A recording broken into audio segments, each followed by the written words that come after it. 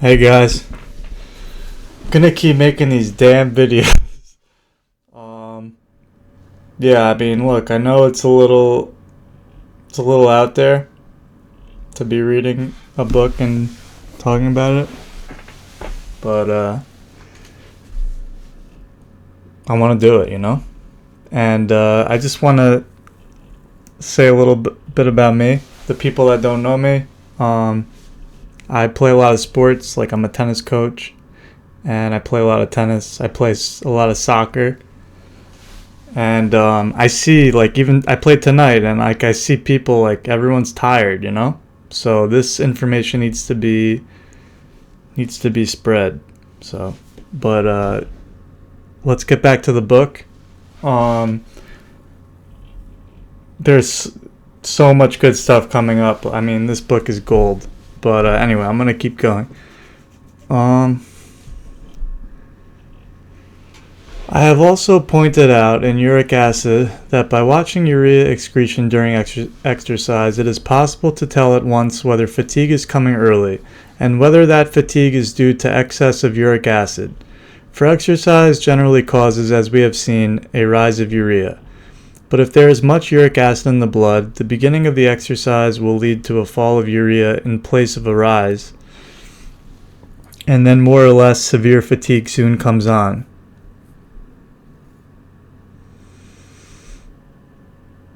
Sorry.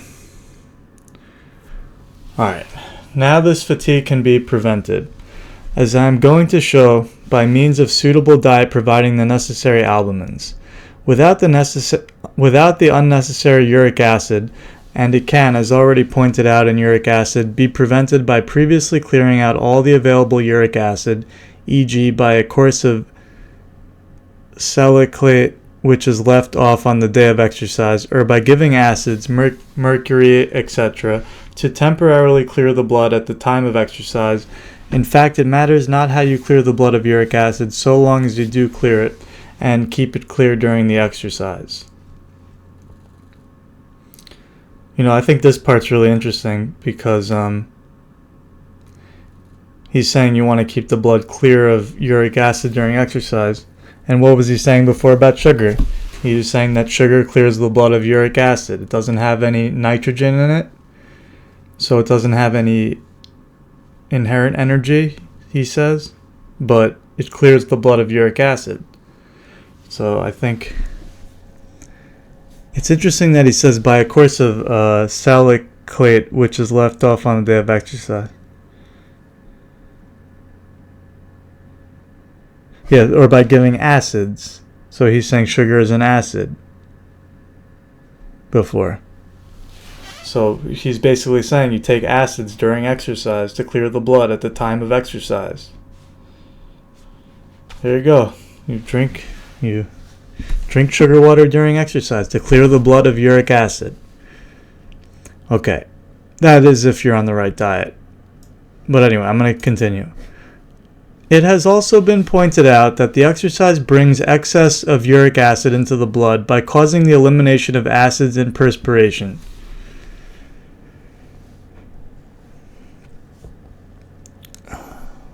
Thus diminishing the acidity of the urine and increasing the alkalinity of the blood, thus rendering it a better solvent of uric acid so that it will dissolve more of the uric acid available in the tissues.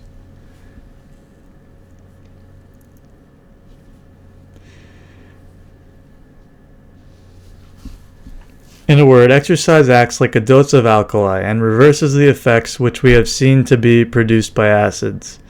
Hence, in those who have plenty of available uric acid, heat and fatigue are contemporaneous and almost synonymous, but in those who are free from excess of uric acid, heat and perspiration have little or no bad effect.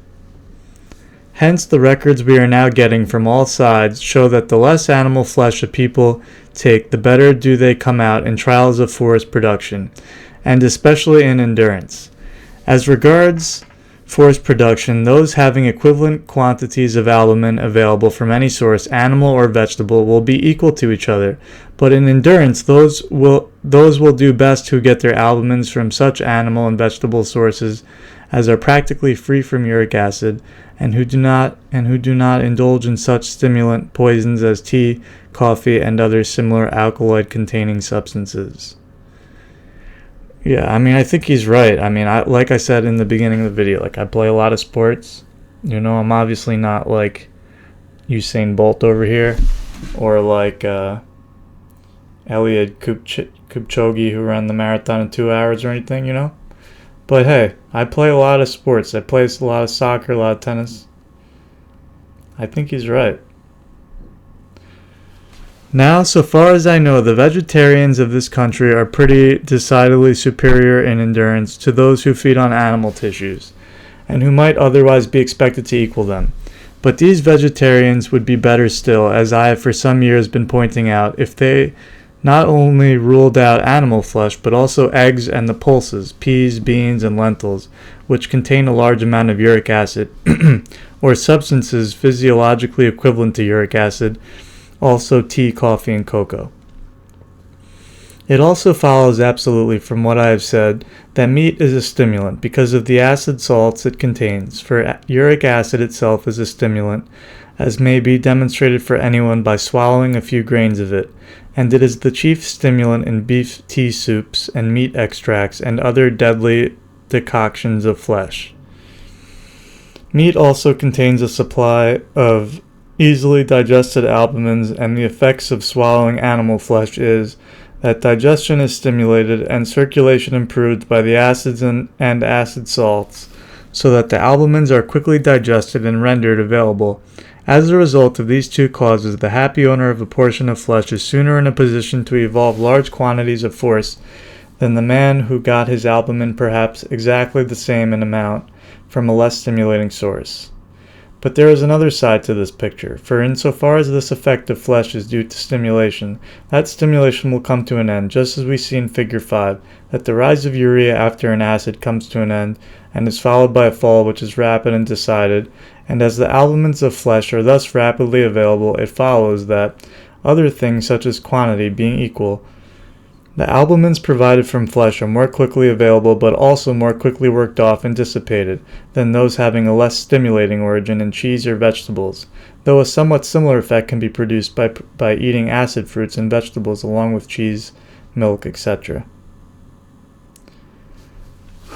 So he's saying by eating acid fruits and vegetables along with cheese and milk, you will burn off the energy quicker, the food earlier, like you would from meat. See? Picking up some new stuff here. Yeah, so you can get energy from the meat, you know, he's not denying it. And then you get it quicker, but it acts as a stimulant. And then there's the fall. There's the crash. And then the body stores the uric acid. You gotta deal with it. Alright. It follows from this that a meal of meat, as compared with a meal of, say, milk, cheese, and bread, equally rich in albumins, is like the force in an explosive oil, as compared with the same amount of force in a slow-burning oil.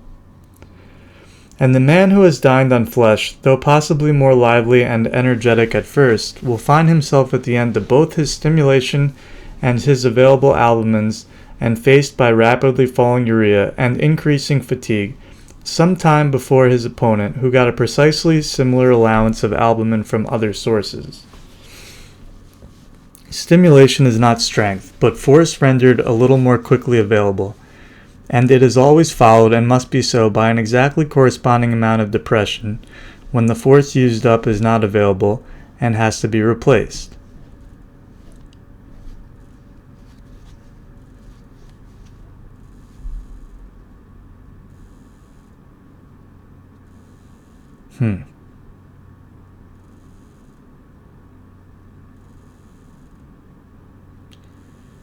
When the force used up is not available and has to be replaced.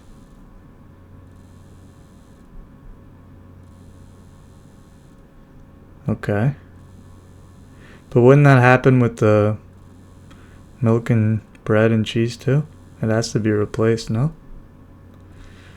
Alright, don't fully understand that, but I'm going to continue. The man also who had the meat and had his blood temporarily cleared of uric acid as a result of its acid stimulation has not got rid of that uric acid, but it is waiting in his body and will return in increased quantity in his blood as soon as the rise of acidity and stimulation comes to an end.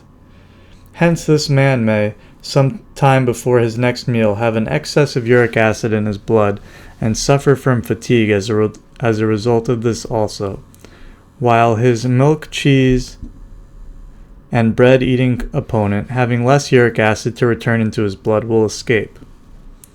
I think this action of meat as a stimulant and producer of quickly worked-off force has a good deal to say to the fact that, as we have come to eat more and more meat, we have also come to have a larger and larger number of meals in the day, and now, while the bread, cheese, and vegetable feeder can do well on 2 or at most 3 meals a day, the flesh feeders often take 4 or perhaps 5.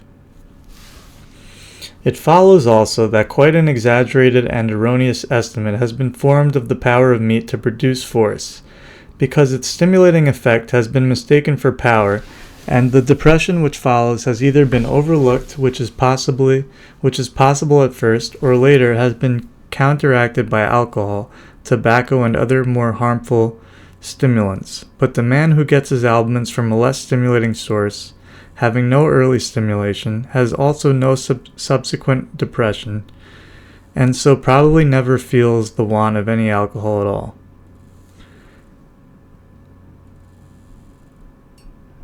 Hence it comes about that those who took alcohol on a flesh diet generally very soon give it up when they give up flesh, and smoke also very little, having no craving for any stimulant, while if what most eaters say was true, namely that meat is very much better nourishment and more supporting than milk, bread, cheese, fruit, and vegetables, it ought to be exactly the other way, and those who live on the latter foods should require to take alcohol and be unable to do without it. Another very common effect of meat eating, whether alcohol is added to it or not, is a certain amount of dullness, heaviness, and disinclination for mental or bodily exertion in the morning hours, often associated with more or less irritability and mental depression. So I'm just going to stop right here, and I just think this is such an important point, because I think he's absolutely right about, it's not just about you getting better health physically. It's also mentally, and he talks about this more in the book, but this is such an important part of it all, I'm going to continue.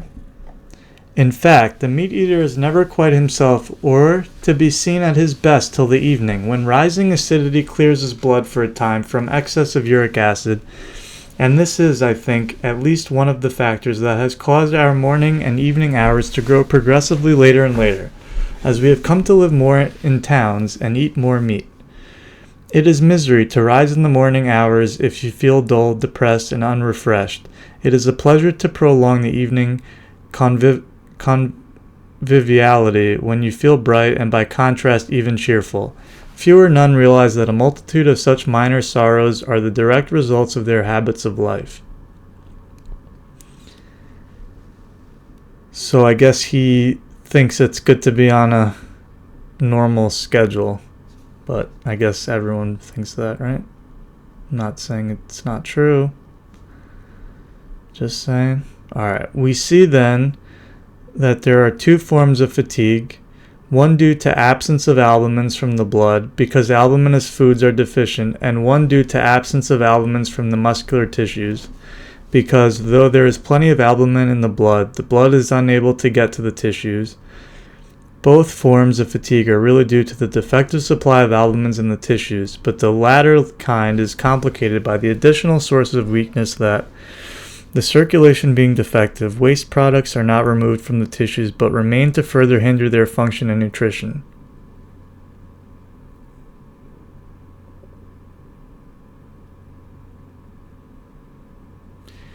Thus, in the walking race to be mentioned further on, in which the vegetarians are said to have walked the meat eaters off their legs, food was open to and partaken of by both alike, but the meat eaters had impure blood, so that so that they could neither digest the albumin nor get them to their tissues when digested. And so they failed not from defective supply, but from obstructed circulation. Further, the vegetable feeders came in fresh and in good condition, and the winner asserted that he could have gone faster if necessary. But the only meat eater who came in at all required brandy to revive him. What? Sipping on brandy during a race? That sounds a little crazy. We have also seen that by means of diet, it is possible to prevent completely the latter form of fatigue, leaving the individual who thus controls his diet liable only to that form of fatigue which is due to deficient albumin, from deficient or irregular food supplies. Yeah, I think he's right. I think the problem with most people is they don't get enough albumins. Or they get too much. But anyway, sorry, I'm going to continue. I have for years been pointing out in uric acid that other things such as nutrition and the supply of albumins being equal, I can absolutely control the incidence of fatigue by controlling the uric acid, that I can prevent fatigue for many hours, in spite of great heat and exertion, either by sweeping out beforehand most of the available uric acid by means of a solvent, such as a silicate, or by clearing the blood directly by means of drugs such as acids, opium, or mercury, which clear the blood of uric acid by interfering with its solubility, which is the way in which meat acts as a stimulant. I have also pointed out that these methods have been used probably for thousands and thousands of years by those who had no exact knowledge of their mode of action, e.g. opium for fatigue of men and horses in India, and lemons, etc. by athletes on this side of the world, and I have come across several individuals who had similarly made use of mercury, or more recently of salicylates, for their effects on their mental or bodily powers. I don't know about you guys, but I've never heard of using mercury. I mean, that sounds crazy. But maybe he's talking about some other kind of mercury than the kind that we know about. I don't know. I have also pointed out that exactly the same effects can be produced by clearing the blood of uric acid by means of diet, and have said that in my own case, while on ordinary flesh diet, I might often be placed hors de combat in half an hour or an hour by exposure to heat and exertion on a uric acid-free diet. I can confidently reckon on being able to produce large amounts of force for at least 3 or 4 hours, in spite of any heat that we meet within this country, and I pointed out that abstainers from flesh all over the world have had similar experiences and not infrequently get the better of flesh-eating opponents from this cause. So he's saying he can perform very well in heat if it's hot out. And I think this is where you can really see. I mean, I can see it all the time in my soccer games because I play with like 21 people. But yeah, especially in the heat, you can really see it.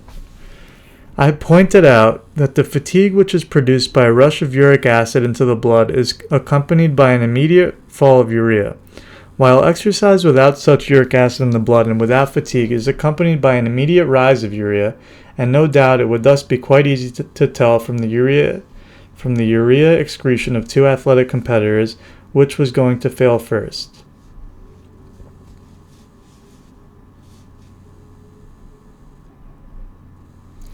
In myself also, the rise and fall of urea, as shown in the previous figures, is most accurately represented in one's feelings of strength or weakness, so that over and over again it has occurred to me in making these and similar curves to write down my feelings at the time, and to find afterwards, when the urine had been collected and estimated and the urea worked out, that these feelings had quite accurately represented the changes taking place in the excretion of urea, and anyone who will note his own feelings during such a change in the excretion of urea, as is shown in Figure 1 from 1 p.m. to 3 p.m., will have no difficulty in understanding this. I have now also no doubt that the severe collapse and asthenia that follows on attacks of gastric dyspepsia or gastritis from any cause is due to a stoppage of the digestion and absorption of albumins, producing a corresponding fall in the production of force and urea, and the latter would be found in all such cases if the urine was collected and examined. Similarly, an injury to any part of the body which suffices to cause serious interference with gastric digestion will produce similar asthenia and fall of urea, and follows also from our first principles that in flesh eaters such fall of urea will be the signal for the rush of uric acid into the blood, and this will still further hamper and impede digestion, circulation, and nutrition in all directions, giving rise to the more serious and fatal complications of shock. Yeah, I remember this part. Because he's talking about shock. So he's saying if you get injured, if you get into an accident or something, you don't want all that uric acid that's stored in your blood and in your tissues. Your body's gonna not be able to deal with it. I think that's what he's saying, right?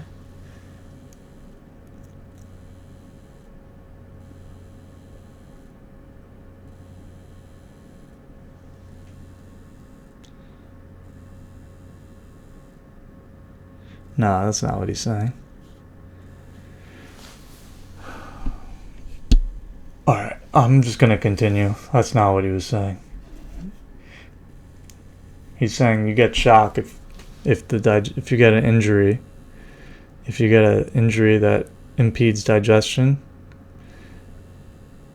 if you're eating flesh, like meat, that will go into the blood. Sorry. It follows from this also that abstainers from flesh and tea will have, as compared with flesh eaters and tea drinkers, a certain relative immunity from shock after injury. Okay, that's kind of what I was thinking about before. And its more severe and fatal results. And this is, I think, as shown by cases quoted in Uric Acid, page 365 and 779, a matter of common observation.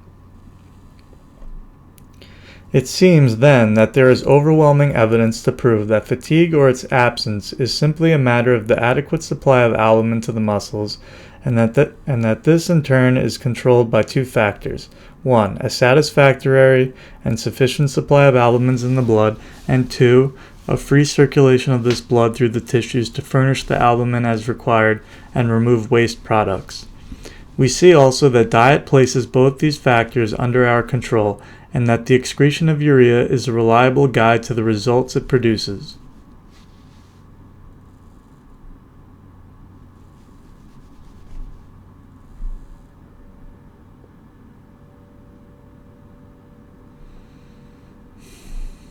Chapter 3. Foods available, their properties and relative importance. The foods available are so numerous that we must first of all divide them into classes and consider them in a general way. These classes have one thing in common, that they contain no uric acid, or very little indeed, compared with animal flesh, eggs, or vegetable substances rich in alkaloids such as pulses, tea, coffee, and cocoa, which are, for the reasons given in previous chapters, to be excluded. The uric acid-free foods fall then into the following classes or groups. 1. Milk and milk products, as cheese and protein. 2. Breadstuffs, cereal foods, and glutens. 3. Nuts and nut foods. 4. Garden vegetables as potatoes. 5. Garden fruits as apples. 6. Dried and foreign fruits. Milk is one of the best of these available foods because it is easy and quick of digestion and affords, as we have seen in Figure 2, a supply of albumins and so of force and urea in a comparatively short space of time. Many people believe that they cannot take milk, and there are undoubtedly a good many things in ordinary diet with which it does not go very well, as flesh, beer, wine, and tobacco. But then the folly is in taking these things at all, not in taking the milk and leaving them out. Some believe that they cannot digest milk, but this again generally resolves itself into taking it with improper foods, in improper quantities, or at improper times. People who, when they have already swallowed a good and sufficient meal of other things, take down a tumbler or more of milk on top of them, are very, very likely to have some digestive trouble. Those who, while taking 3 or 4 good meals a day, also add a tumbler of milk between times just to keep up their strength are much more likely to tire out their wretched gastric digestion and get dyspepsia and debility as a result. But all this cannot be justly charged to the milk, but to the foolish way in which it is taken. I'm going to stop right here. I mean, like I was saying before, this book is gold. I mean, I keep saying it, but like, he's talking about how if you're on this diet, you shouldn't be taking more than like 3 meals a day. Because a lot of people think, especially like bodybuilders and stuff, they're all about eating like 6-7 meals a day. But they always are eating meat, almost always. I mean, some of them aren't, obviously. But it's just interesting, It's interesting that he thinks if you eat too much, it messes up your digestion. Because I also think it's interesting that a lot of people on YouTube, like, there's a bodybuilder, I'm not going to say who it is, but he's jacked. I mean, he is jacked. But he eats like 7 meals a day, and he says he gets bloated, but he eats a lot of peas.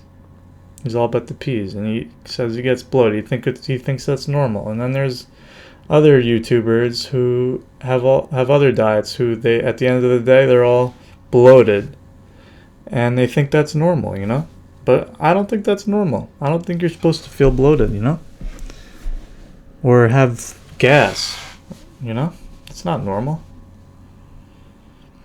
When milk is treated sensibly, as the most important food deserves to be, and taken at 1 or 2 of the 3 daily meals, and generally broken up and distributed among the rest of the foods, such as bread, cereals, vegetables, and fruits, it is, in the great majority of cases, easily and painlessly digested, and furnishes its proper quantum of albumins, force, and urea.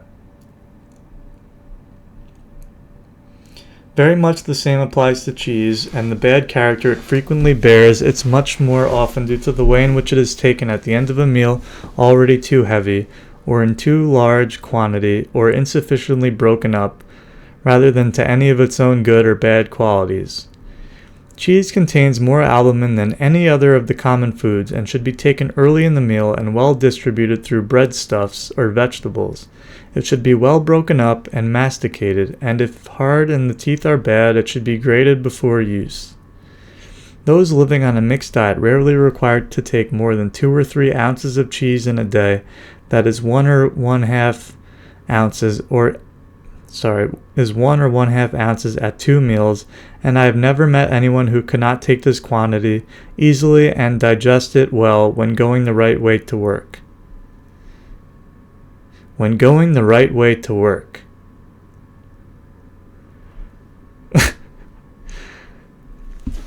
Protein is a patent substance prepared from milk by Protein Limited, 36 Welbeck Street, W, and 141 Regent Street, W. It is said to be almost pure albumin, and my experiments seem to confirm this statement. So I do want to make a statement, because it is interesting that he says this protein substance prepared from milk is almost pure albumin. So I think, reading his book so many times and the other ones, and I think albumin is almost, I don't think it's exactly synonymous, but I think protein and albumin are pretty synonymous. And nitrogen. He uses all 3 of those kind of synonymously. He doesn't really go into each one and go into detail about each one, like the exact scientific definition or the differences between them. Maybe I have to look into that more, but from what I've read, the books I've read of this author, he hasn't really gone into detail, but he does use those 3 synonymously.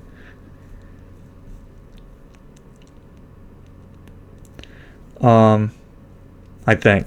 I could be wrong, but Maybe I have to read it again. All right, I'm gonna continue. It is, but I think what he's told this supplement is protein patent substance prepared from milk. I think that's like whey protein. Pretty sure that's like whey protein, but I'm not sure. It is specially useful in conditions where the fat or sugar of milk is not required, and I shall have to mention it again in relation to diet for special conditions. But otherwise, its digestion and use is much the same as that of cheese. See previous remarks, page 16, and it may be considered as containing about 2.6 times as much albumin as its own weight of cheese. It can be obtained in the form of a powder, which can be mixed with various other foods to increase, if necessary, their albumin values. It is also manufactured into bread, gingerbread, and biscuits, which are convenient and palatable.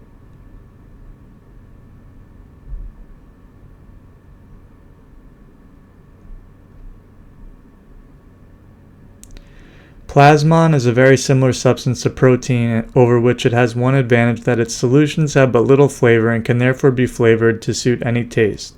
I thus often make use of plasmon in solution when I wish to replace milk and protein biscuits. When I wish to replace cheese, or these substances can be added to make up the quantities of milk and cheese when these are disliked or not well taken. But good milk and cheese are, in my opinion, always superior to any substitutes, and it is only when fat or sugar have to be avoided, or when milk and cheese are disliked, that we need to resort to them. Plasmon is to be obtained from the Plasmon Syndicate, 56 Duke Street, Grosvenor Square, W, and it can also be obtained in the form of biscuits, though these generally contain less albumin than those of protein. Breadstuffs and cereal foods are often the most important items in the diet list. Containing much less albumin than cheese, they are eaten in much larger quantity and generally form the backbone of the mixed diets, often contributing 1/2 or more of the day's allowance of albumins. Yeah, I mean, this author, he says that his diet is mostly breadstuffs himself, and he says if you can't eat bread, then you're gonna have some problems. Like, he says it's still possible to get the albumins. He'll talk about this later on in the book. But you can still do it. There's a lot of different varieties of this diet. The main thing is you're getting enough albumins, while at the same time minimizing the uric acid, the poisons. So there's a lot of different ways to eat different things. There aren't such a big number of things says you can eat, but there are variations of this diet, which I'll go into later. A larger volume than this would scarcely suffice to enumerate their kinds, qualities, and preparations, and I must here content myself with saying that they appear to me, especially in the form of bread or biscuit, to furnish a steady and equable supply of alumins over a number of hours, and thus to increase the powers of endurance of those who make use of them, being in this respect at the opposite pole of nutrition from milk or meat.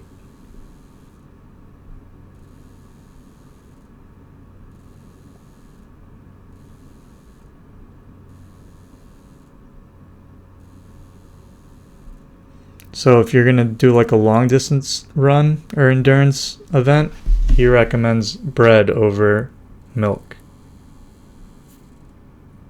Because the milk's going to give you that like burst of energy, but the bread's going to give you that like sustained longer energy. So I guess you eat depending on what you're going to do, like what exercise you're going to do. They often contain a considerable quantity of acid or acid salts, and thus tend rather to keep up the acidity of the urine, and may, in conjunction with other things as acid fruits, lead to some retention of uric acid, especially if aided by the cold weather of winter. But this can be counteracted, as we shall see later on, by eating some potatoes and clothing warmly.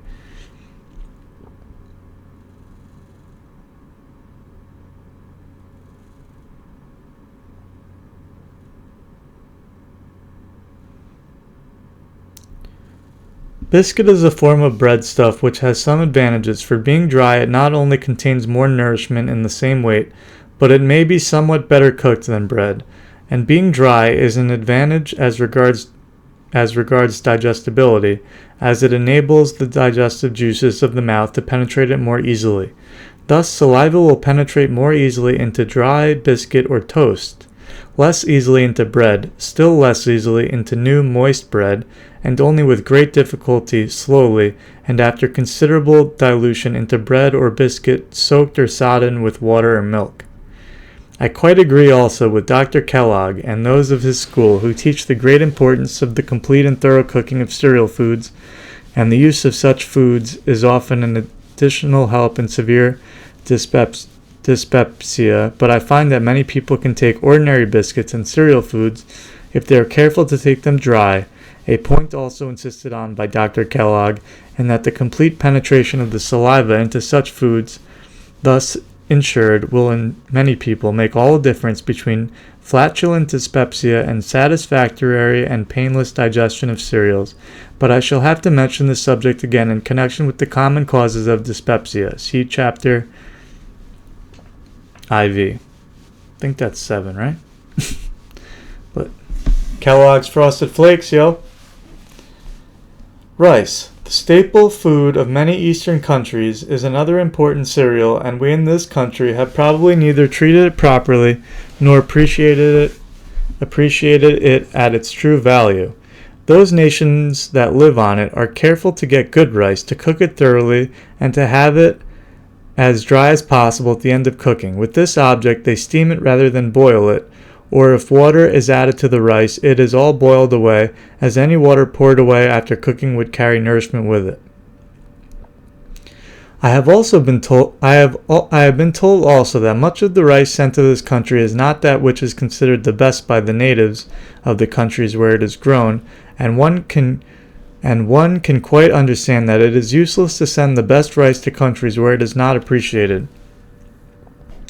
Gluten is the albumin of bread or flour, and this can be added to bread, biscuits, puddings, or other cereals to increase, if need be, their albumin values. It may also be used by itself in various forms where the starch of cereal is not wanted.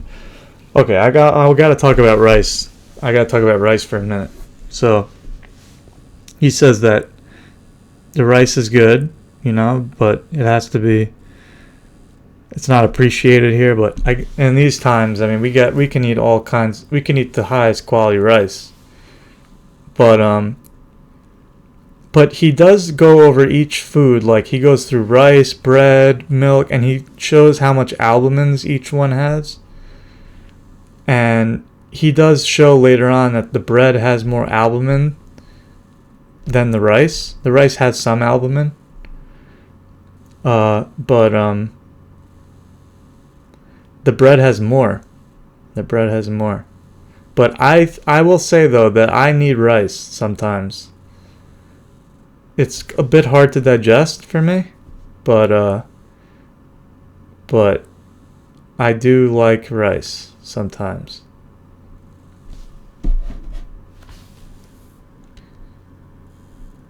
Nuts and nut foods are valuable because fairly rich in albumins, but they have the disadvantage of requiring good sound teeth well used, or they are apt to be indigestible.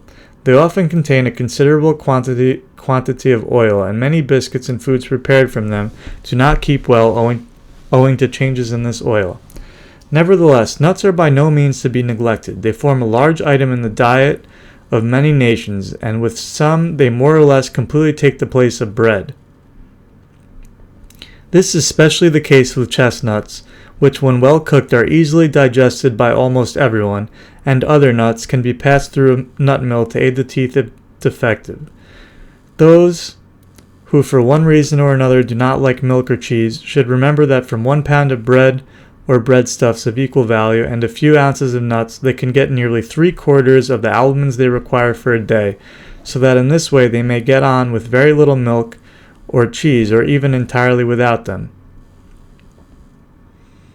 Yeah, see, you don't have to eat dairy. You don't have to. A pound of bread and a pound of the more nourishing dried fruits would also supply the albumins for a day's food.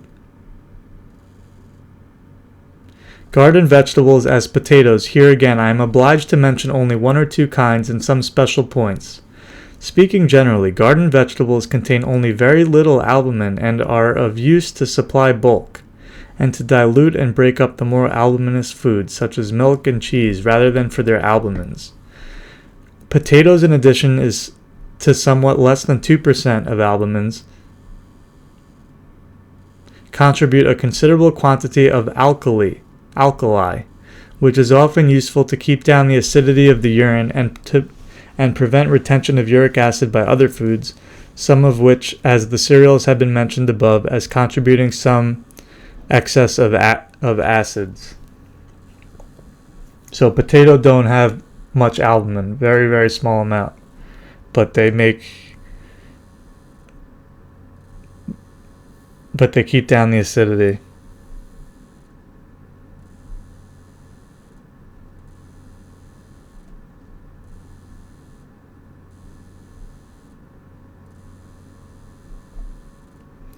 For this reason, eating a moderate quantity of potatoes twice a day may suffice to make a urine which tends to throw out a little red sand from time to time, owing to relatively high acidity, cease to do so, and those who suffer in this way from eating acid fruits should counteract their effect by taking a corresponding quantity of potatoes.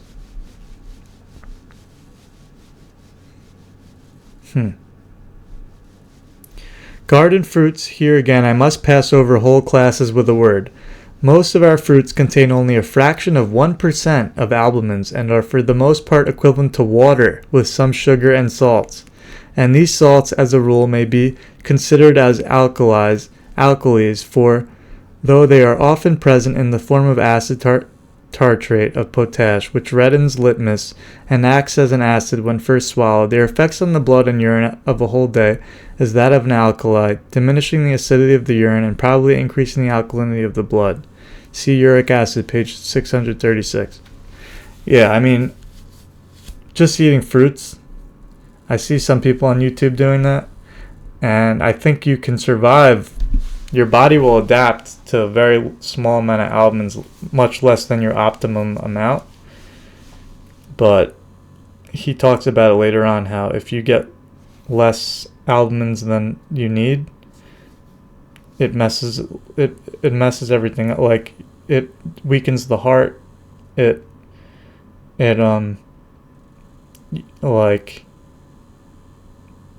if you don't get enough albumins, he says that's like the most important things, to get the right amount for your weight and age and activity level. Many acid fruits, however, act as acids, at least for the first few hours after they are swallowed, and thus stimulate, in the way previously explained in reference to Figure 5, nutrition, digestion, and the production of force and urea, and almost everyone, I suppose, who has gone in for athletics knows the reviving effect of a mouthful of lemon, which is no doubt due to its action as an acid, but even lemon has little or no effect on the acidity of 24 hours urine. Still, acid fruits taken in any considerable quantity with breakfast and unbalanced by potatoes do influence very decidedly the large morning excretion of uric acid, and so diminish the excretion of that substance for the whole day. See uric acid, page 53, figure 53, page 477. Garden fruits generally may be regarded as increasing the bulk of the day's food without adding much to its albumin values, but they contribute a valuable supply of water, some sugar, and some useful salts. Still, taking the fruit of any ordinary day, and after deducting stones, skins, and stalks, in fact weighing only the parts eaten, one would probably not be far wrong if one reckoned them as containing about 2% of the albumins. Dried and foreign fruits are in their original condition very similar to those above considered, but when a large part of their water has been removed by drying, their relative albumin value is of course greatly increased, and such things as figs, dates, and various kinds of plums, when eaten in considerable quantity, make a quite appreciable addition to the day's albumins, and those of them that contain acids or acid salts also act more powerfully as acids when condensed by drying. I'm getting to where I'm going to need a break. Let me just finish this paragraph. Looking at all these groups of foods, I will conclude this part of the subject by saying that it is possible to live on a diet which includes some of each of these groups in its daily routine, that it is possible to live on group 1, milk and its products alone, that it is also possible to live on all the rest, excluding milk and animal products entirely, and relying chiefly on 2, 3, and 6, cereals, dried fruits, and nuts for the necessary elements, that it is not possible to live on 4 and 5 garden vegetables and fruits alone, and generally in this country not on 6 dried fruits alone. As a result of my own personal experiences, I incline to believe that a diet which includes all or nearly all of these groups in its day's cycle is the best, the contribution from each group being varied from day to day to an almost endless extent, just as flesh eaters vary the quantity, quality, and mode of preparation of their animal food from day to day. Alright, so he says to have some variety with these foods. The good foods he listed, have some variety. Alright, so now it's a good time to stop now.